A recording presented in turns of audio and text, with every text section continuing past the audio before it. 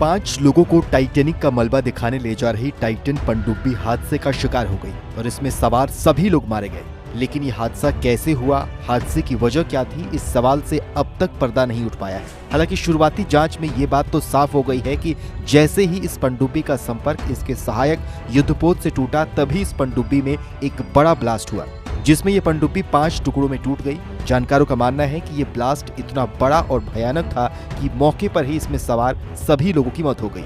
लेकिन इस हादसे को लेकर विशेषज्ञ और भी कई बड़े दावे कर रहे हैं, जो आज आप सबको पता होना चाहिए। एक रिपोर्ट में बताया गया है कि लापता पनडुब्बी में 10 साल पुराने गेमिंग कंट्रोल का इस्तेमाल किया गया था, जिसने काम करना बंद कर दिया होगा, जिसकी वजह से यह पनडुब्बी हादसे का शिकार हो गई।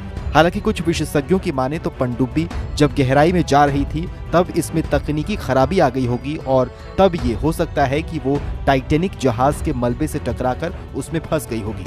आपको बताएं तो टाइटन पनडुब्बी को ऑपरेट करने वाली कंपनी ओशन गेट ने अब इस पनडुब्बी के तलाशी अभियान को बंद कर दिया है, लेकिन तलाशी अभियान के दौरान जुटाए गए साक्ष्यों की जांच की जा रही है ताकि इस दुर्घटना के तह तक पहुंचा जा सके।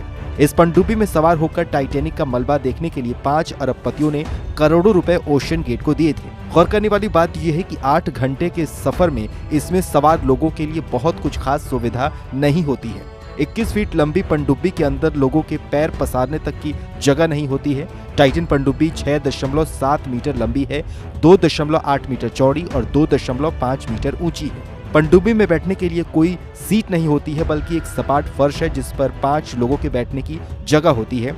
इस पनडुब्बी में सवार लोगों के लिए सीमित मात्रा में खाना और पानी रखा जाता है। पनडुब्बी के पिछले हिस्से में ऑक्सीजन को स्टोर करने वाली एक टैंक लगी होती है, जिसमें 96 घंटे का ऑक्सीजन होता है। पनडुब्बी के दुर्घटनाग्रस्त हो जाने के बाद सवाल कई हैं, इसके डिजाइन, इसके मटेरियल और इसके तकनीक को लेकर भी।